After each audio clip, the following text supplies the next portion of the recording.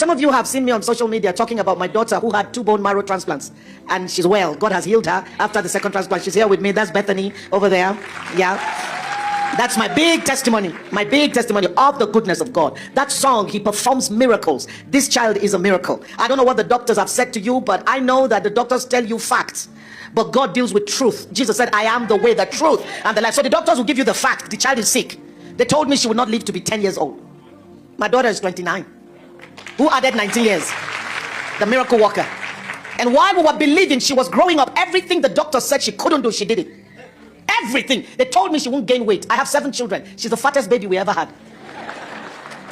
Everything the doctor said she couldn't do, she did it. I don't know who you have chosen to believe, but I believe the report of the Lord that no weapon formed against me shall prosper.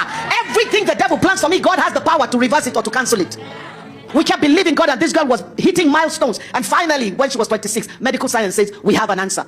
So we said, what's the answer? Bone marrow transplant. We went and did it. The first one, we were so sure everything was, because miracles lined up and got us to the hospital in Maryland, USA.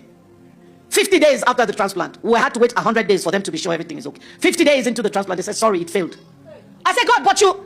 And God said, well, the story is not done. My daughter started crying. I said to her, we thought this was the end of the journey with this sickness, but this is just another phase. But we're going to get to the end of the journey. God led us to another hospital. This time, the cost of the transplant was $1 million US.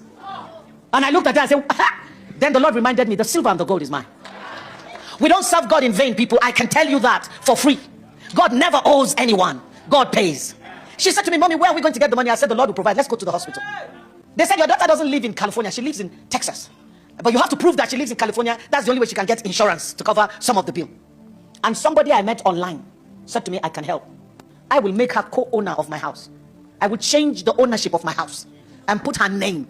And she becomes a co-owner of my house. And then that proves that she has assets in California. And that's how she took herself and changed the documents of her house. My daughter was born in California, so it wasn't illegal what she did. And the insurance said we will pay 85% of the bill. So 850,000, whip, insurance covered it. I didn't have to pay. And then 4 days after the transplant, I went to minister somewhere. They invited me to minister. I said, I can't go. My daughter is in the hospital. She said, no, Mommy, the nurses are taking care of me. They don't even let you sleep here. Go, I'll be okay. So I went to minister. I finished ministry one of the days. I was lying down. I was tired. And she called me. Mommy. I said, what? She said, the finance department just came into my room. And they said to me, we looked at your bill. We have decided to write off your balance. They wrote off $150,000 balance. So the $6,000 was what we paid to the insurance company. That's all. The house we stayed in, we were supposed to pay $2,500 a month. We were there for 7 months. The owners looked at me and said, don't pay, stay for free. Serve the Lord. It pays to serve Jesus. Live for Jesus. That's what matters.